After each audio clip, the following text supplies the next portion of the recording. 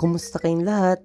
Ito nga ang naganap na video shoot para sa advocacy video na ipapasa ng ating mutya ng napindan sa Mutya ng Taguig 2026. Ito pong video na to ay naganap pa noong March 2026 bago po ang Holy Week.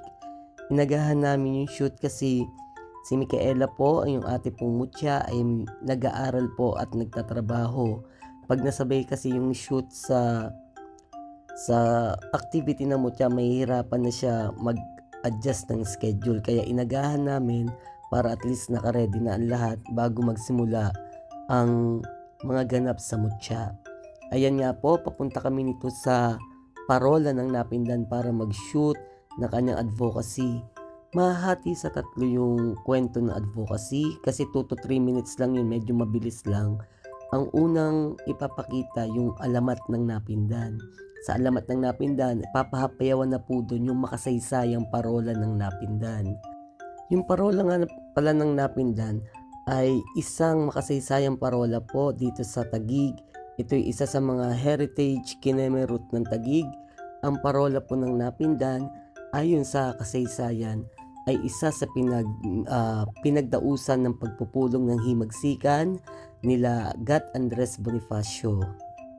At ayon sa mga matatandang taga-Napindan, mga taal na taga-Napindan, naabutan pa nila dati yung parola na isa talagang lugar na pasyalan. Dinadayo ito hindi lang ng mga taga-Napindan kung hindi na makaratig barangay ng Napindan.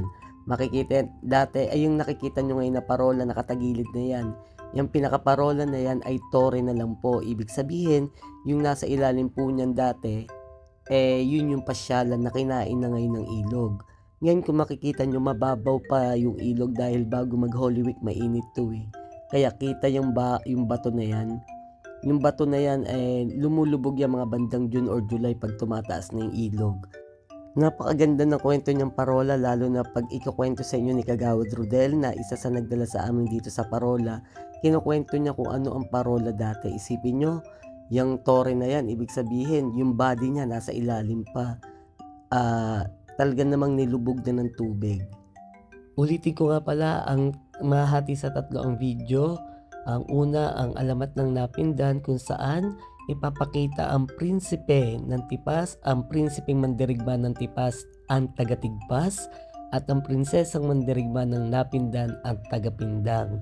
Ito ay ipapakita upang magbigay kaalaman na pahapyaw sa mga manonood na saan nga ba nagmula ang pangalan ng Napindan.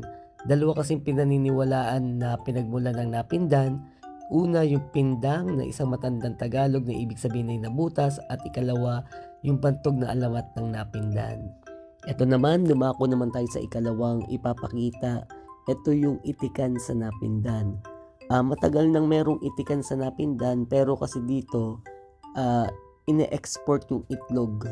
Yung itlog mismo ng itik, hindi pa balot, hindi pa penoy, hindi pa itlog na maalat. Ine-export na yan matagal na panahon na sa ating mga karatig barangay, karatig na lugar. Ngayon, actually matagal na rin naman na gumagawa na rin sila ng mga itlog ng maalat, balot, penoy, matagal na rin naman.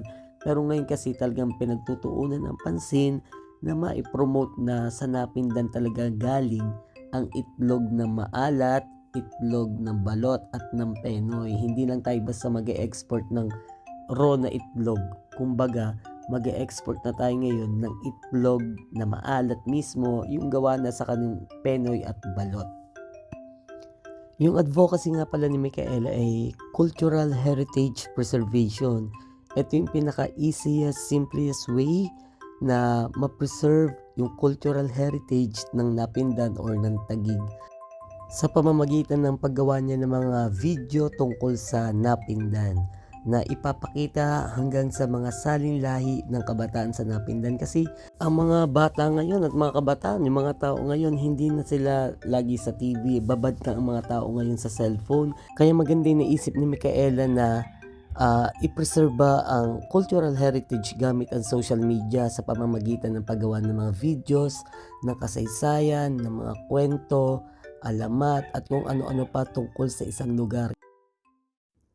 Sa mga darating na araw, gagawa ako ng mga putol-putol na reels para pang post mapanood nyo unti-unti ang kabuuan na ginawa na ipinasa sa city na kanyang advocacy video. Muli, hanggang dito na lang. Maraming salamat. Paalam!